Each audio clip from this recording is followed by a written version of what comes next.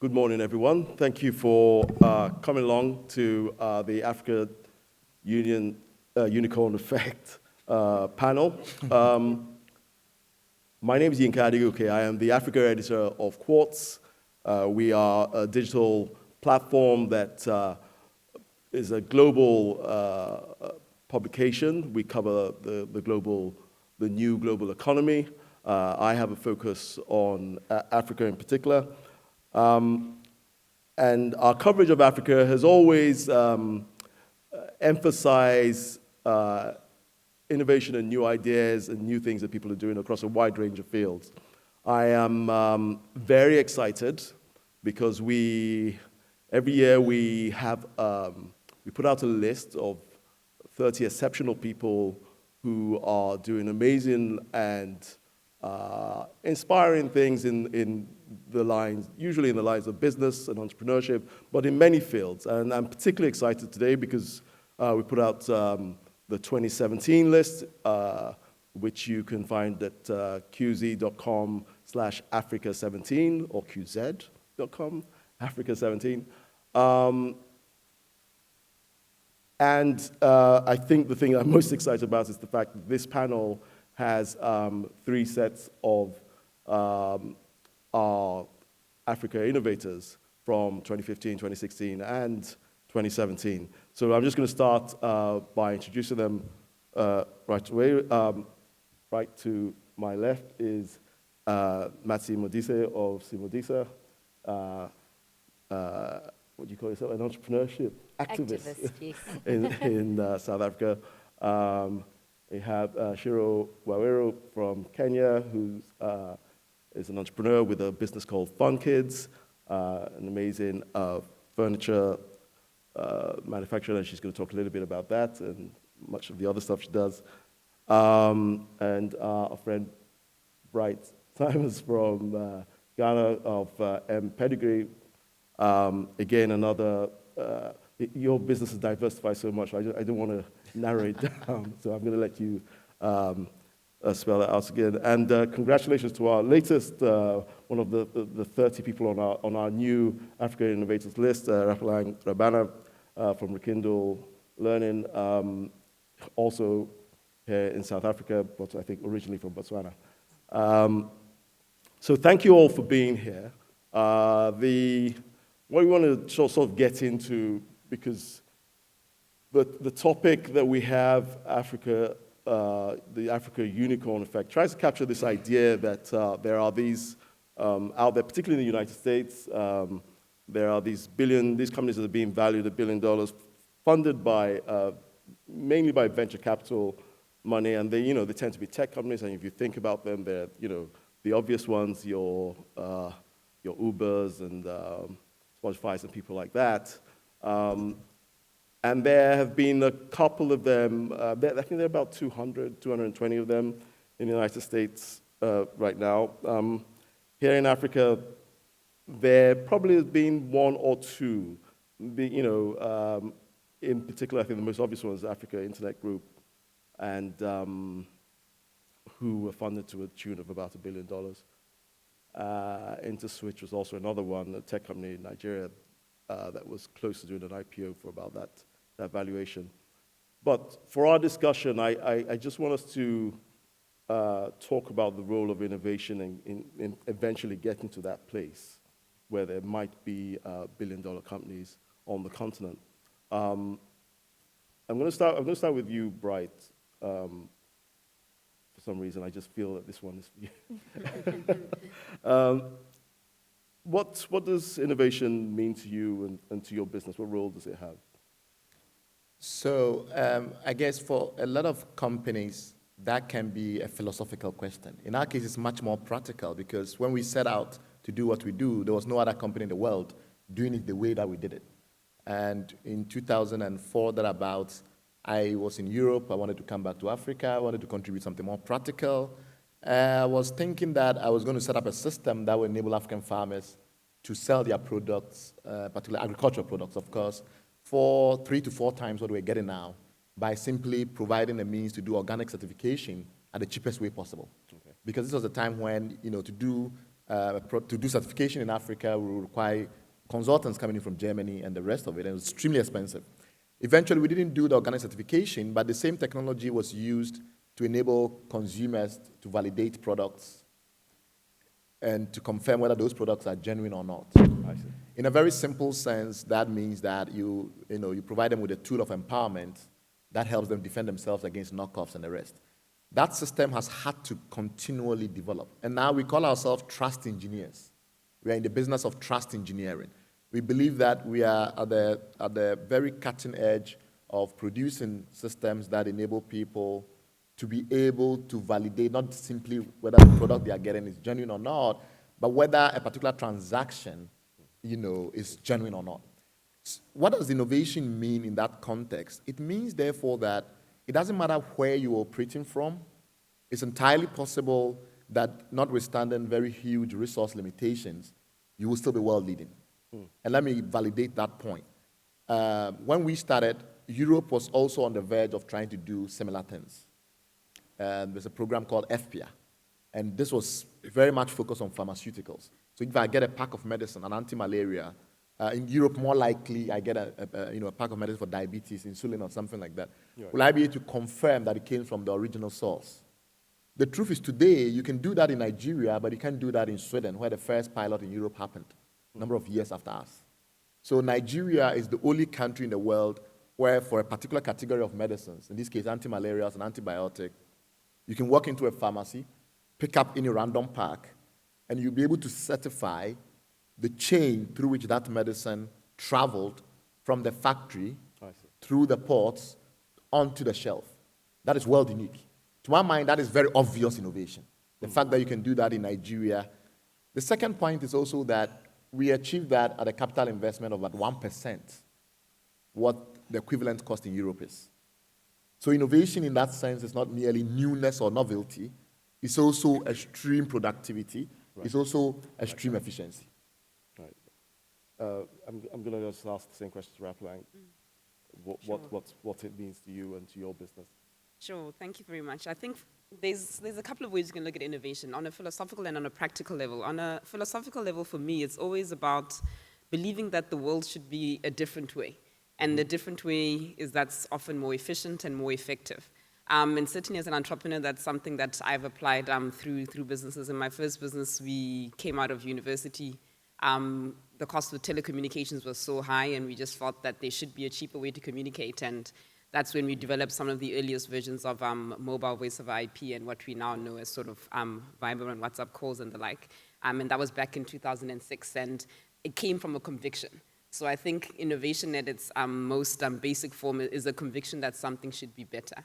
And certainly that's what I've carried through. On a practical level for myself, in my current business now, innovation is the tool that really helps us close serious gaps in our socioeconomic situation. And in the learning and education space in Africa, I think it's one of the most critical things to make sure that we achieve inclusive growth, that we can take everyone along with us in that growth. And we need to develop skills and educate people faster than we've ever done before if we're going to be able to make a difference.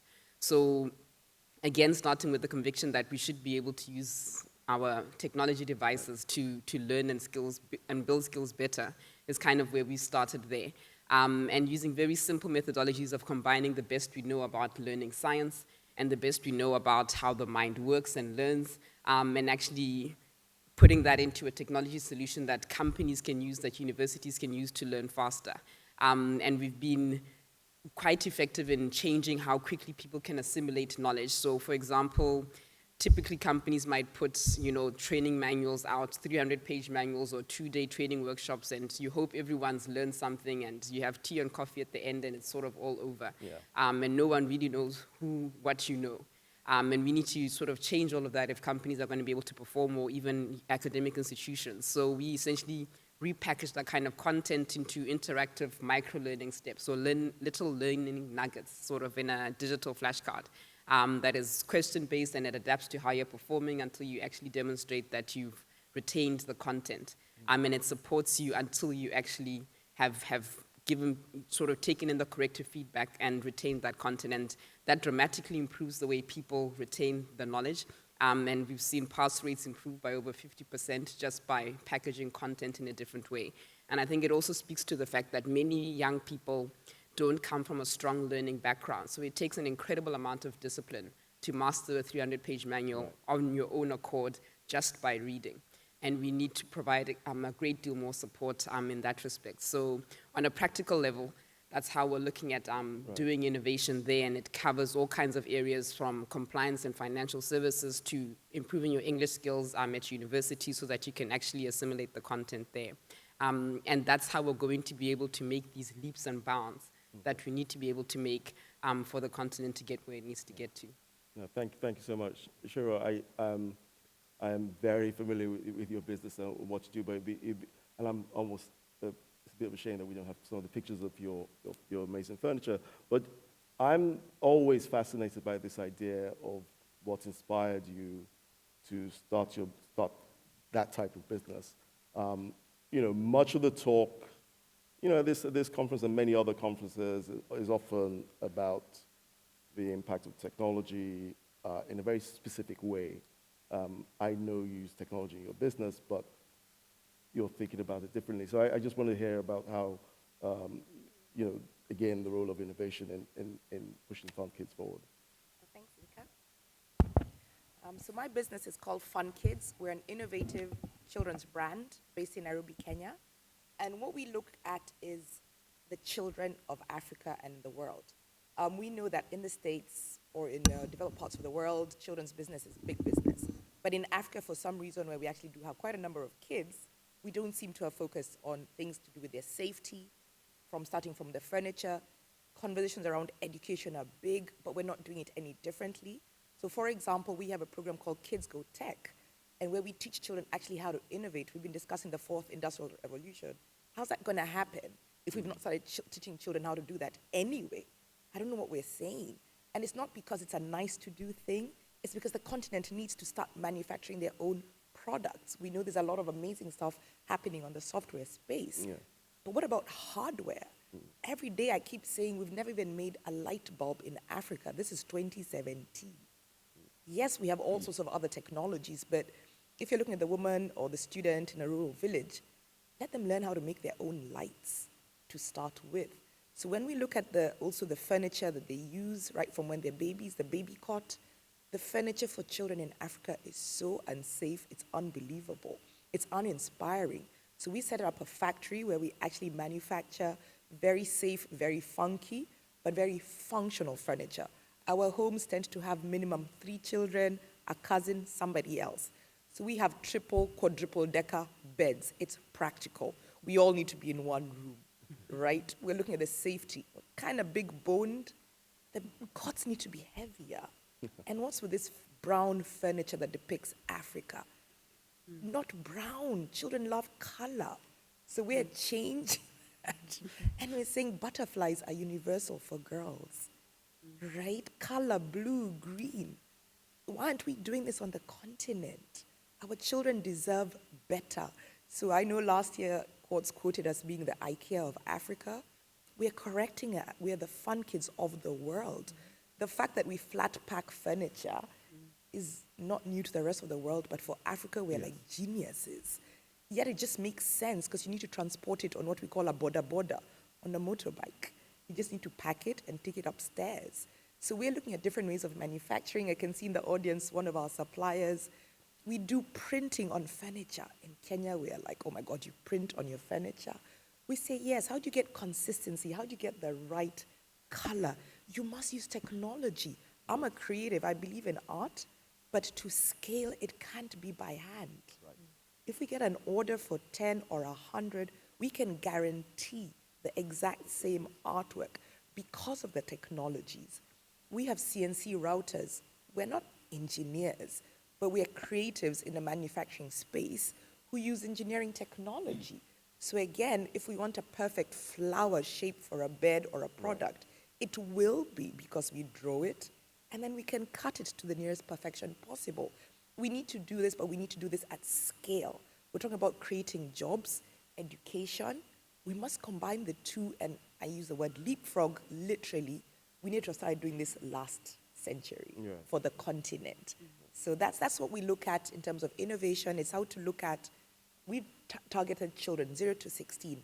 What innovative products, doesn't have to be taking them to the moon, but products that they use every day, right from educational comics to an app later to AI. Before Oculus came, we've prototyped a robot that will have holograms. Shaka Zulu should appear in class during a history lesson, Right. so that it's unforgettable education, it's experiential. We will never forget those lessons. So it's how we look at products for children from a different perspective. No, thanks for that, Ciiru. Matsi, you're the person who's advising entrepreneurs, and obviously, in your role, entrepreneurs, to do the amazing things that the people on this panel are trying to do or have done, they need funds, and when they have these ideas, as amazing as they might be, particularly if they're completely original, there will always be concerns about intellectual property and as for an investor, and how you protect that intellectual property. Generally we have these laws on the continent, but I'm not often certain that they are always followed through when it comes to IP. What are the things that you look at, or the advice you give the type of people on the panel on how to ensure that going forward the value that you're thinking about in their business will come to fruition? Sure. So I'll touch a little bit on the question that you posed to my fellow panelists first around innovation, and what it talks to regarding the organization that I run, which is SiMODiSA. Essentially, innovation is about finding a solution to a problem. It's about creating a clear value proposition. And running an industry association is probably something that people think, well, it's a formalized body. But for us, it was about how do we create an ecosystem? How do we connect entrepreneurs to opportunities? How do we connect them to information? How do we connect them to funding?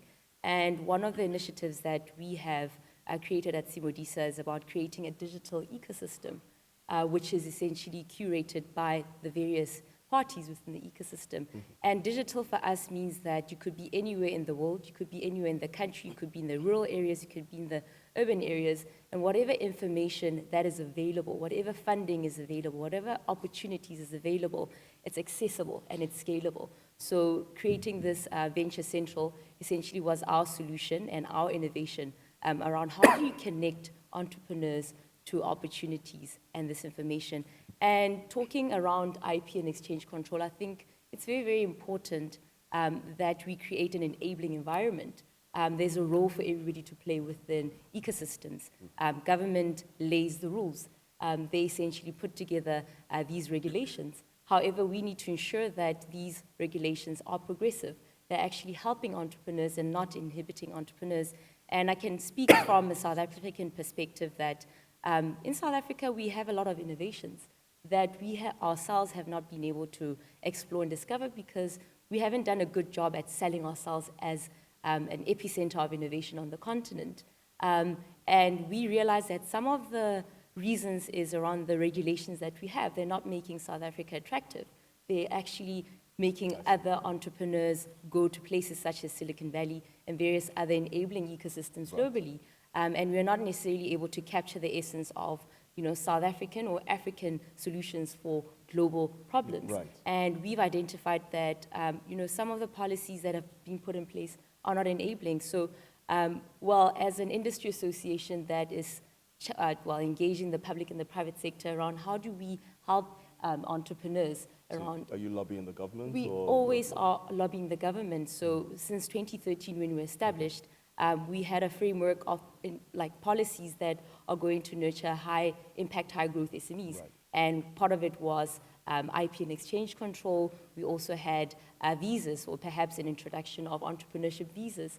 Right. We looked at labor laws, how are they enabling entrepreneurs, because we can't treat a startup the same way we're treating a big company. I mean, a big company has a marketing division, has a finance division, has an HR division.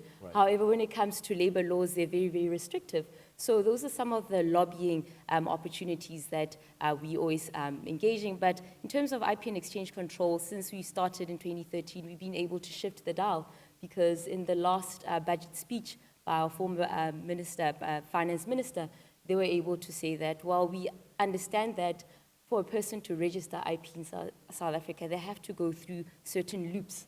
They have to go through certain requirements that are actually inhibiting them to want to keep it in South Africa. But in the last budget speech, they've been able to say, we're going to reduce those restrictions. And so we're finding that now a lot of technology entrepreneurs are having a sense of comfort that they don't necessarily have to go the loops and bounds of registering the IP in South Africa. Right. No, that's really, I mean, that's really interesting, because over the last 2.5 years since I've been in this role, one of the things that keeps on coming up generally is the issue of regulation on the continent in different countries. And, you know, the emphasis is in different areas. I mean, what's been your experience, right? So I guess it starts from a very fundamental misconception that people have about technology. They think technology is an industry. They don't see technology as something mainstreamed across every category of our lives. Exactly. So there's this sense that it's a fringe thing, and therefore, you know, the bandwidth of a minister, you know, dedicating the bandwidth of a minister to some technology issues is about exotica. You know, these funny people with their funny apps. But there is a very important point we need to note, which is this. One, I think a couple of days ago, so the extreme, there are two extremes, really. One extreme is that technology is, and it all stems from the same idea of it being a particular industry, a fringe industry. One extreme is that technology is so different that we are leapfrogging because technology is one little domain of the economy that is showing the way. And it sounds good, but it's actually an extreme. The other extreme is that, look, we have a continent where people can't eat. You know, they literally can't find food. We have a continent where, I remember there's a time in Nigeria, the total amount of power from the grid you could get in a month was like 12 hours. Like the whole month. The amount of power you could get from the grid was like 12 hours. So why should a continent like that be talking about apps and stuff like that? So here is the problem. The nature of your technology industry reflects the overall nature of the economy. So the fact that you are seeing fancy little apps or apps that don't seem to be totally transformative is as reflective as the fact that you don't see an agribusiness industry that can feed you. If you have a proper technology industry, it will be essential to your industrialization. Let me give you an example. Take power plants. How much of the cost of developing a power plant do you think is reflective in the software, the firmware, and the engineering blueprints of that power plant? What would be your guess? No idea, to be honest. You'd be surprised to learn that about 45% of the cost of setting up that power plant, of the cost of running and maintaining that power plant, is technology and engineering related. I see. So the fact that you don't have power in Nigeria or Ghana is as indicative of your poor technology status as the fact that your apps don't appear to be as transformative as they should be. The amount of engineering that you need to build a power plant that produces power cheaply enough for you to industrialize is critical.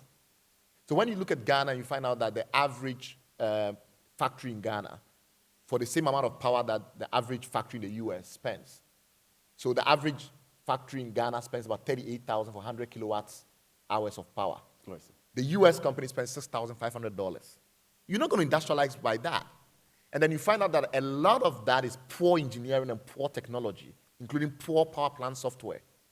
It fundamentally changes your mindset about what we are talking about. So somebody says, until I can download food. You call me when you can download food. No, you're misunderstanding it. In Kenya, we provide food security solutions because the Kenyan seed industry has some of the most advanced hybrids that they've developed. But there are people that are contaminating that with inflows from China. The Kenyan government has asked us, and from last year, we are tracking every single seed planted in Kenya in order to preserve Kenya's endowment from a food security point of view. Is that not food related?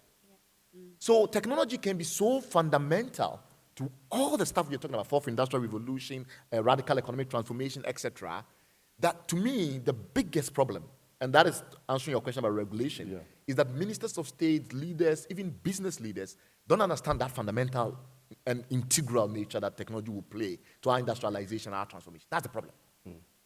Thanks for that. That's sure. Do you have any thoughts on working with? Because I know you've had some experiences. Yeah, even very recently. I completely agree with you. We're seen as an SME, small, medium business, right? And our government officials, whether they stick to the silos of tech industrialization, but we're seen as what they call the Jua Kali sector, those of us who work outside in the sun. And I'm like, okay, that's not the label you need to keep giving us. When you go and benchmark, for example, in Europe and Germany, and they spend hours looking at the big manufacturing plants, I'm saying just come around and see the small, as you call Jokali businesses. If they got 2 machines, the cottage industries would grow in Kenya. In Africa, we could use the technology. We have power 3 days a week, yet we're trying to compete. And I remember asking one of the government officials, it says, did you not invest in a generator? I'm like, okay, fine, that is your answer. We closed the factory at 5 p.m. Which factory closes at 5 p.m.? Doesn't make sense. But we don't have the tertiary education teaching basic carpentry. So we need people. Yes, we have the technologies, but we need the skill sets. We start at 8 and close at 5. Saturday, we close at 12. Doesn't make sense. But the guys who work between 8 and 5 cannot continue a different shift. We need another shift. We need babies are born almost per second billing in Kenya. Our market is huge before we even get to West Africa. Right? But we don't have enough skilled labor, the right skilled, even to operate the technologies that exist. But they don't see the correlation. They say, they put us in a bracket, yeah, you creative types. And they dismiss us. And I'm like, okay, but something has to give. You took the conversation to something that we're going to get to later on, but I'll just go straight into it, which is training and skills. And Rapalang, I just wanted to bring you in here because this is kind of your where you are now. This Sure. I mean, I'm interested, particularly when you're developing these kind of, again, I don't want to overuse the word innovation, but just businesses that are trying to do different things and you know, trying to be creative, trying to fix problems, and not following established routes, so to speak. How you find the people that can help you deliver on that efficiency, which you mentioned earlier. Sure. And you know, it kind of ties in obviously with what you're also doing as a business. Sure. Just to follow on from what the previous 2 panelists have also said, I think part of the difficulty with not getting the support from government or the ecosystem is that often even at these platforms we'll talk about how much we maybe need more internet capacity or and those things, but we don't really explain the economic utility that sort of comes out of it. And we need to be drilling down to the details because we're kind of leaving that to the imagination. And unfortunately, our regulators don't have that. And we need, perhaps even through platforms like Quartz, to be translating what does an increase of 5% in bandwidth translate into in these industries in a great deal, what kind of opportunities really manifest. And we're not seeing enough of that detailed link. And that's part of the reason then it becomes difficult, I think, for policymakers to decide to invest more or for even private sectors to decide to work with. If you have numbers of ministers to give me that data, I will tell those stories. So we need to tell those stories because in our minds as young people, we can see the link, but I don't think most people can actually see the link, and we need to bridge that gap.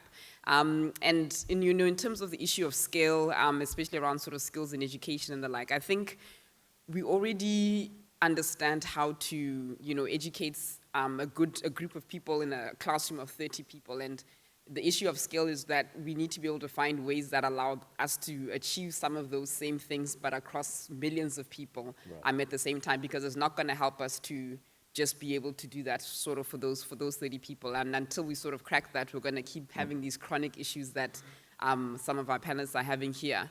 And certainly from my perspective, I think one of the things that we need to be shifting around in terms of education and the like is that a lot of our systems continue to be highly content driven. So we're still pushing out a lot of content and we're not focusing a lot on how do you shift mindsets, how do you develop independent thought, how do you develop skills of knowing how to learn for yourself.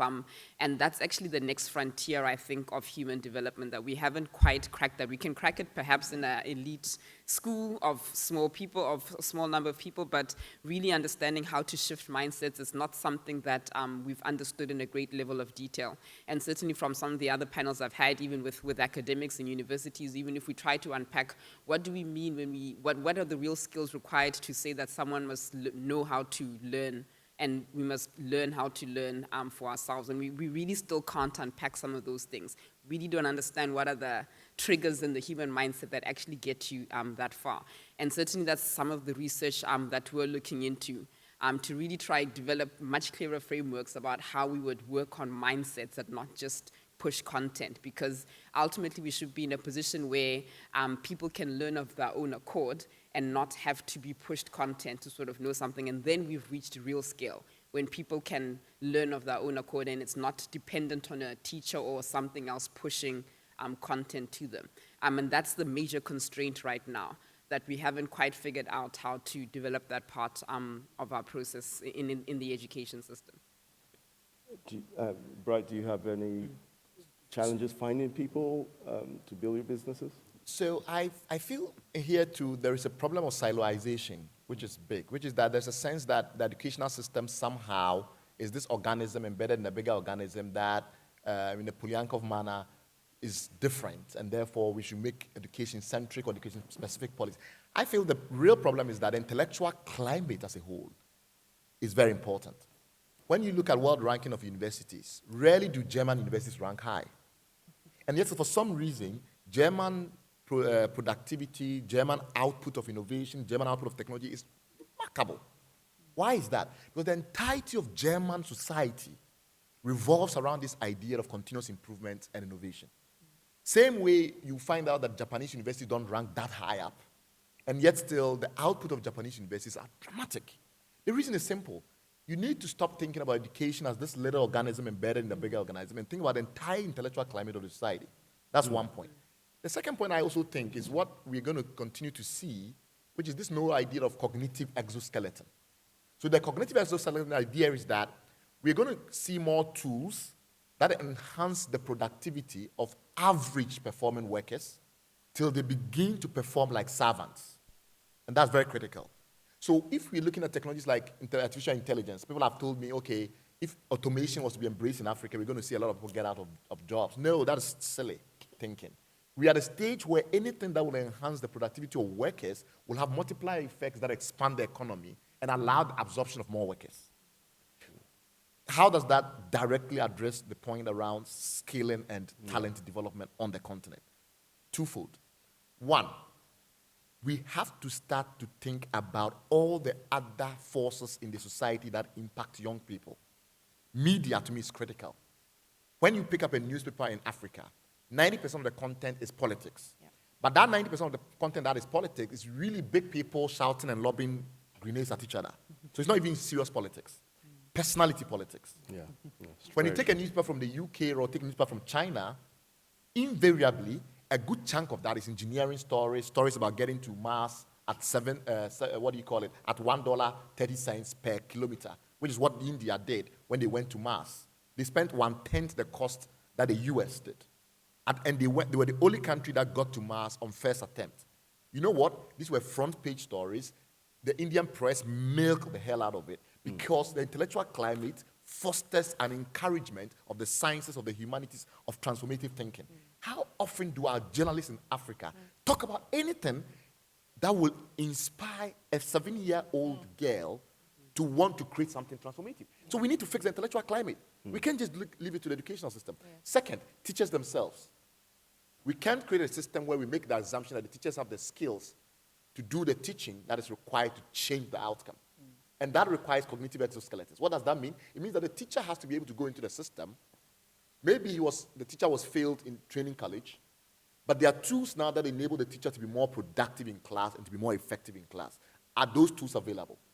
They're not available because people think of them in terms of fringe elements. I say they are central.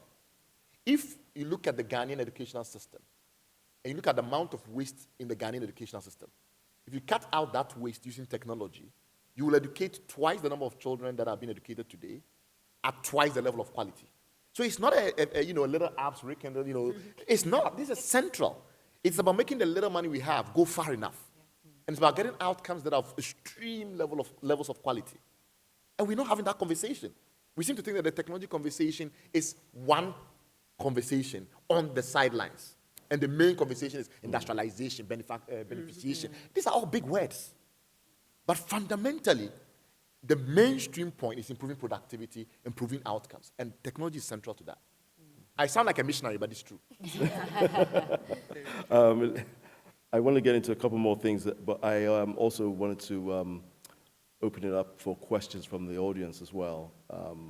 So if anyone has any questions, it'd be really good to hear from you. The other thing, so just if, at any point, just put your hand up and we'll come to you.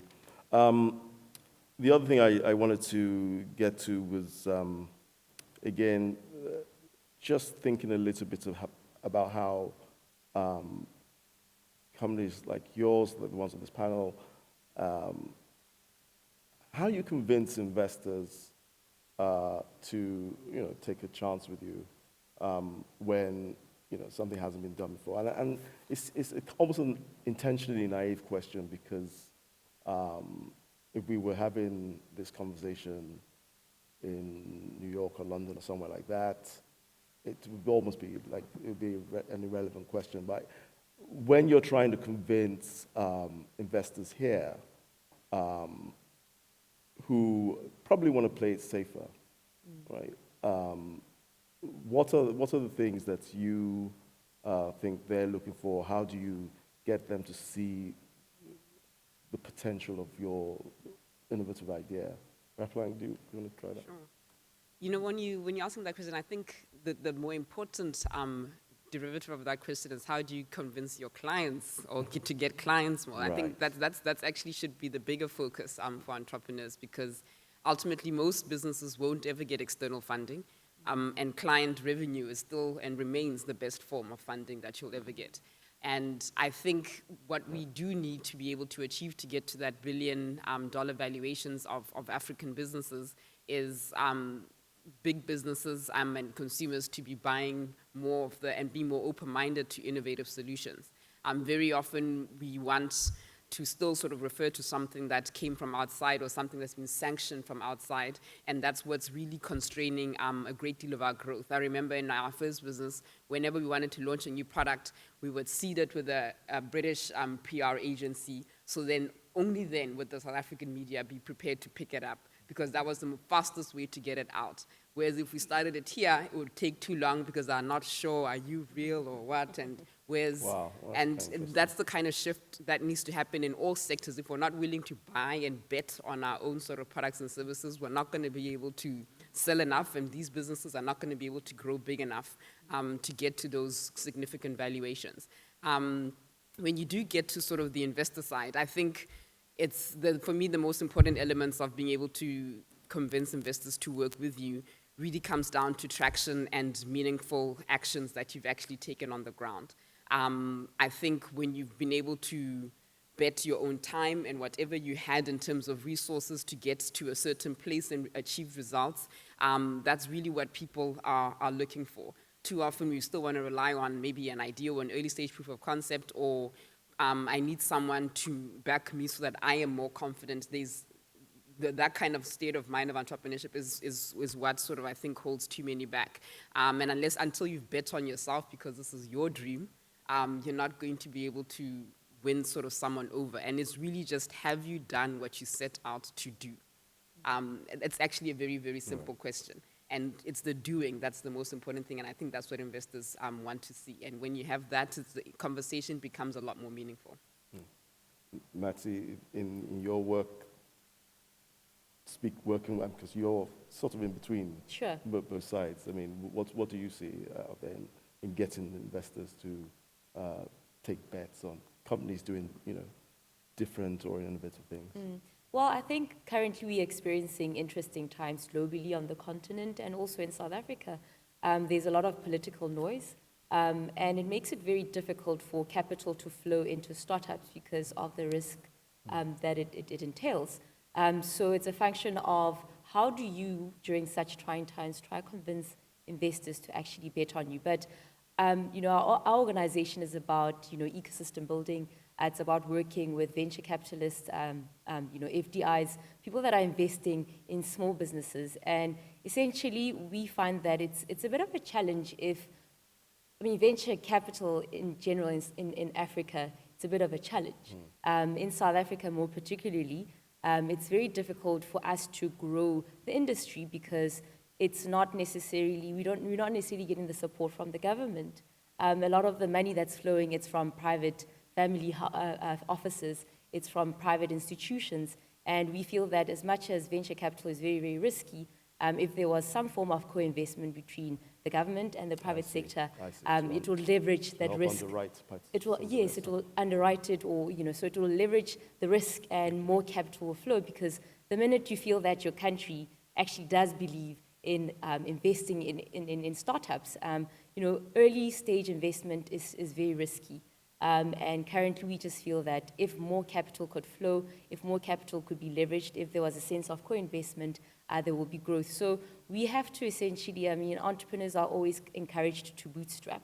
But it's difficult to bootstrap when, especially in South Africa, you don't have uncles that you can go ask for money from. They say you have to ask family, fools, or friends.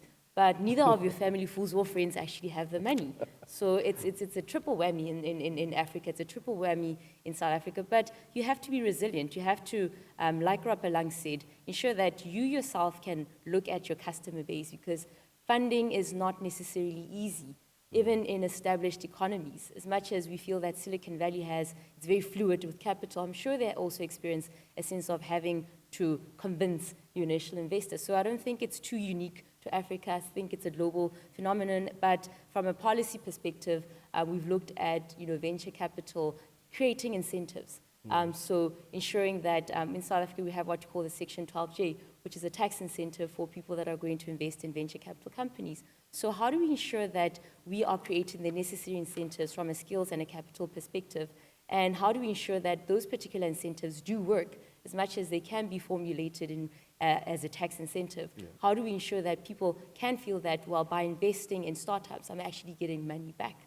So we still have a long way to go. Policy is something that has to be put forward, and as lobby groups and advocates, advocacy groups, we always constantly having to say, well, you guys are the regulators. However, you need to drop it down to the level of the normal entrepreneur on the ground, the normal VCs that are trying to fund these startups, and how do you help them make sure that they can actually fund them? And in South Africa, we have a lot of funds. There's no shortage of funding in South Africa. However, the access of that funding is very, very critical. And also educating entrepreneurs around, well, you have to make it easier for the banker to see the value proposition, because we tend to have this romance around our own ideas. In our own little heads, or big heads, it makes a lot of sense. Everybody's going to buy it. But you have to now put yourself in the investor's shoes and say, well, am I willing to put my own money into this venture? Am I willing to risk it? Am I willing to lose all of it? And if you can convince an investor that, well, I have worked towards creating a minimum, a minimum viable product, yeah. I have actually gone out to the market, I have tested it, I have put a little bit of my money or all my savings, I have sold my house and my car and lost a lot of friends along the journey. You would be a lot of stuff. It could be friends, it could be a family, it could be cars, it could be homes. And they have to see that this person is willing to put in the risk, because funding is about risk, it's about managing risk. And right now we need to navigate through a very, very challenging economic, political, and trying times, just generally globally and on the continent, and in particularly in South Africa. Bryce, you wanted to come in. Yeah, I wanted to make a couple of points about the investment issue, because I think it's very critical. First of all, we need to be very, very clear what the big structural issues are. One, venture capital into technology innovation, that segments of the economy is less than 0.5% of all the incoming FDI. Why is that? That is the case because when it comes to the bulk of the economy, the structural centerpieces of the economy, a lot of new entrepreneurs are shying away. So if you're not in agriculture, if you're not in energy, if you're not in food security, if you're not in the very core centers of the economy, obviously money is not going to come to you. Because of that, let's say $50-something billion of FDI, that does not go into technology innovation and startups and the rest. They are going somewhere else. And I was making the point that when you look at power plants, and you look at the software that goes into power plants, when you look at big enterprises and their enterprise resource platforms, how much of that is coded in Africa? The fact that the consumer internet is enabling the proliferation of small apps, a lot of minor apps all over the place, does not mean that that is the boundary within which innovation has to play in Africa. We have to be integral to the very large segments of the economy that move the needle. So we're going to have to see African entrepreneurs in technology building more enterprise applications, getting involved in the industrial internet. If we have a situation in Africa where, last time I checked, not a single African technology company builds anything for the industrial internet, that's frightening. So you're not going to see a power plant where a single line of code written for the firmware of the reactor or the turbine comes from Africa. It's not possible. Now, the problem with that kind of arrangement, as we have currently, is that a good chunk of the money goes away. Ghana just signed a power agreement last year with a company where we are buying the power plant in 5 years, BOOT. The funny thing is that in that agreement, which I've read, it says that at the end of the term, when they transfer the power plant to us, the software belongs to them. We have to keep licensing the software. And all the agreements you can think of, look at the industrial part of things, the technology part. The second thing, which I also think is very critical as far as the investment landscape is concerned, is this notion that we can continue to expect venture capital to drive the bulk of it when procurement is not moving in line, when all the other parts of the economy is not moving in line. The government does a lot of the spending in Africa. Half of all formal workers in Ghana are employed by the government.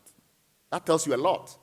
And yes, the government spending on technology continues to become completely agnostic of the local economy. Those things can't just be allowed to continue. We have a question, Elliot. Thanks very much. Fascinating conversation. My question is about the role of media and journalism in increasing visibility to African startups in particular. I'm wondering if any of the panelists can point to a time where an article was written about you or your business and somebody reached out right after that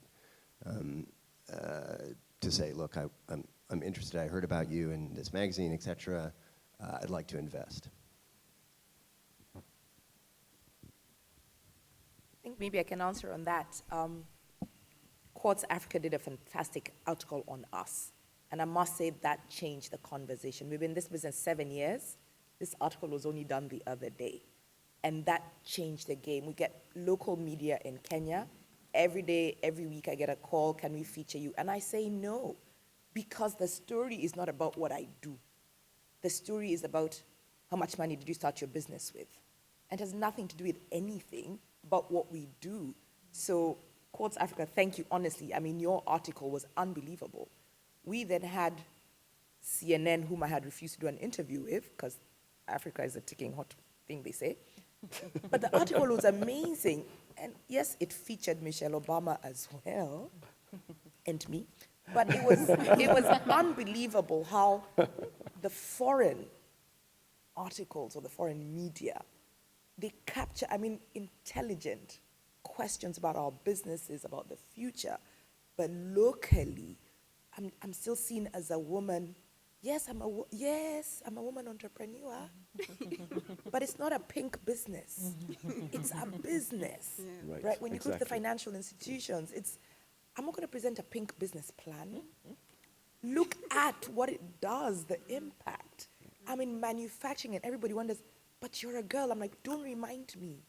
Yes, but I know about machines. So there's a problem in how we look at it, how it's portrayed to the education system. Believe it or not, art has ceased to exist as a subject in Kenya. How is that possible? How are we going to design anything if we don't teach art? So there's a big disconnect between what society, the silos, local media and foreign, but coming here for me is my first WEF ever. And I'm just like, wow, this is where I need to live. I can live in WEF world. But I mean, it's a start, but we really need to be doing more. Sure. And so if you're here to invest, hi. I just want to follow on from what she's saying. I think there's a good and a bad side. So I think the good side is what she's saying around in terms of the credibility building. But it actually takes quite a lot of effort to craft really good pieces. And a lot of the time, I'll even still get articles written about me where I didn't necessarily participate and they didn't even bother to find the latest research, and I'm not necessarily hard to find or find the most relevant research on, and then you're reporting on stuff from 7 years ago and it confuses the whole situation, so you're not helping the entrepreneur sort of in that instance. And then in terms of the woman element, I think there's a great deal of disservice that's done when you want to interview me because I'm a woman entrepreneur. You're going to come and interview a man and you're going to ask him strategic questions. Yes. You're going to ask him industry relevant questions. He's going to appear smarter by virtue of the questions that you targeted at him. Whereas you're going to talk to me about how's it to be a woman. I'm like, it's the only thing I know. So there's nothing else I can say about it. And that's really, really important sort of as a shift. So, and then the other sort of, I think, negative outcome that can happen is that often I think the media can also create an impression where entrepreneurs are perceived to have, they've cracked everything, they've made a lot of money, they're at the end of the road, which doesn't really give a real representation to young people that are starting out, where there's this sort of hunger or need to pitch people at a certain level when they're all on a journey. And it's like we're uncomfortable with the authentic journey. And that's not great. And a lot of publications sort of do that. And certainly I've been in situations where I'm like, you can't feature me in that thing because everybody else there has made over $10 million. I can't be seen there. People are going to think that I don't need customers or I don't need investors. And you can't, it doesn't serve us to pretend and things and rather sort of represent a more authentic journey. And I think that even some of the American journalists, they're actually very comfortable. You have two people, okay, that's fantastic. And there's no shame about it. This is your journey. And they're comfortable with the process without the need to being, you've made $1 billion and you've been on the cover of Forbes, and that's the only real story, whereas that's not real. To add to that, Elliot, in terms of building a culture of entrepreneurship, building an ecosystem, I think media is very, very important, especially in a country where we don't know who are the entrepreneurs, we don't know what is entrepreneurship. It's about selling those stories, telling those stories, encouraging young people to say, hey, I'm from a village like you, I'm no different, I just make different decisions. Exactly. I just took different levels of risks. And telling those stories, it's quite encouraging. Telling stories of what comes out of your country, because you can't only have Silicon Valley as your point of reference to what entrepreneurship is on the continent or what we're trying to emulate. So media plays a very, very critical role. It's a function of how do you get the right voices, not the same voices. You're constantly having the same faces, the same voices. What about that woman or a man in a village that has created many, many jobs within that village? How do we tell his story? How do we sell his story as well? Yeah, excellent. We have time for one more question, I think, just a few more minutes. Hi, my name is Stella Nana, a global shaper from Tanzania. I'm a person that's in the media, so just to comment just a little bit about what you're saying, is that a lot of our media houses, at least in East Africa, are owned by politicians or people with political interest. So the banter that you hear all the time, who has done that, it serves their interest in the end run. So maybe that's something to also factor in. Yeah. But my question goes into mindset. We've been talking about risk. And creating an attitude of accepting risk. If you're coming from, if you're a child, and okay, for example, this morning we're doing my morning run. I'm seeing a child surfing on the waves. And I'm thinking to myself, oh, if it was my mother and I was that age, I would know. She'd be like, you're going where? To the water. To do what? Right.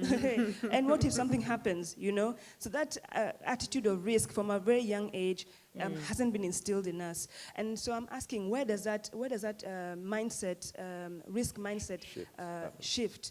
Where does it happen? Where do we introduce it? Is it in homes? Are we expecting it to happen in government? Where do you think it should start from? Can I just answer that? It actually is a part of us. You're from East Africa. I feel every morning we wake up, cross the road is a risk.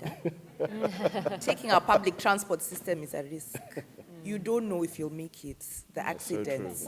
It is what we do. You wake up in the morning, you go to shower, there's no water. Yeah. It's all a risk. But we imagine it has to be this thing where you sit and think, I'm going to come up with the most innovative idea. And to some extent, our parents don't know any better.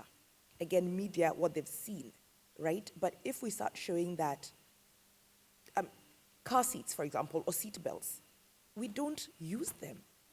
At least in East Africa, not much. That's the most ridiculous and risky thing we do. Risky, but it's not a big deal, right? We'll have 7 people in a car or 4. That is taking a risk on your lives. But we don't look at it in terms of how does that translate into my business?